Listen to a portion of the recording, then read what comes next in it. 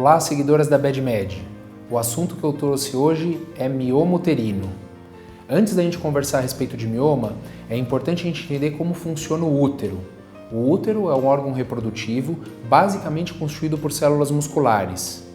Então, o que são os miomas? Os miomas são nódulos presentes na musculatura uterina. Esses nódulos eles podem estar na região mais externa do útero, localizada no meio do músculo do útero ou mais na região interna do útero. Tá? Não entendemos por que os miomas aparecem, qual é a causa do surgimento dos miomas, mas a gente sabe que existe uma origem genética muito importante. Então, o histórico familiar positivo de mioma, a mãe tem mioma, a irmã tem mioma, coloca essa paciente em maior risco para ter mioma. Quais são os sinais e sintomas mais importantes do mioma? O mais importante seria um quadro de sangramento uterino anormal. Os fluxos menstruais eles podem ser aumentados, eles podem ter um número de dias mais alargados e sempre que isso acontecer, nós temos que excluir um quadro de miomatose na paciente.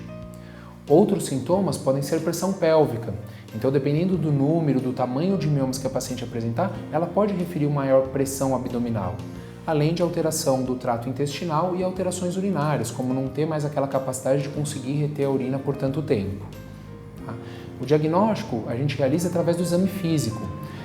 Fazendo o exame de toque vaginal, a gente consegue avaliar o tamanho do útero e também avaliar esse contorno uterino, se o contorno está aumentado ou não está.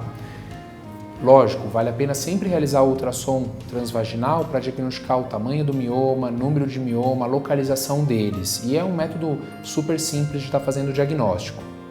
Os tratamentos para mioma uterino consistem basicamente em tratamentos medicamentosos e tratamentos cirúrgicos. Mas vale lembrar que sempre a avaliação tem que ser individualizada. Existem algumas mulheres que vão ter um diagnóstico de mioma no ultrassom transvaginal, mas não apresentam sintoma nenhum e não tem desejo de engravidar, foi um achado no exame físico. Nesses casos, a gente pode propor para o paciente fazer simplesmente o acompanhamento clínico e talvez até mesmo com exame de imagem anual, para avaliar se teve crescimento do mioma ou alguma outra alteração. Vale lembrar que são raros os casos de câncer com mioma, então a gente não precisa ter esse tipo de preocupação. Dos tratamentos medicamentosos, a gente pode fazer uso de medicamentos hormonais e não hormonais. Os medicamentos não hormonais basicamente consistem nos anti-inflamatórios e os medicamentos antifibrinolytíticos, que reduzem o fluxo do sangue. Em relação aos tratamentos hormonais, a gente pode lançar mão de uso de pílula anticoncepcional, de métodos de implante hormonal, implante embaixo do braço, implante dentro do útero, injeções hormonais, vários outros métodos, para a tentativa do controle do crescimento desse mioma e até mesmo dos sintomas, como sangramento. Também tem algumas pacientes que vão se beneficiar do tratamento cirúrgico. O tratamento cirúrgico consiste basicamente ou na retirada do mioma ou na retirada do útero. A retirada do mioma ela pode ser feita por via laparotômica, como se fosse o corte da cesárea, a via laparoscópica ou a via histeroscópica. Via histeroscópica é aquela cirurgia que você entra com uma câmera através do colo do útero para acessar a cavidade endometrial, então para aqueles miomas que estão na região interna do útero. O tratamento da histerectomia é a remoção de todo o corpo do útero e a gente também pode fazer essa cirurgia através do corte, que é a laparotomia, ou através mesmo da videolaparoscopia.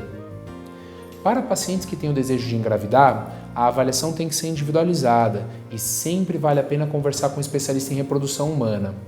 Basicamente, precisamos determinar se esse mioma está interferindo com a cavidade endometrial, com a cavidade que o embrião vai implantar. Se existe essa interferência, esse mioma vai precisar ser tratado. Espero que vocês tenham gostado do vídeo de hoje.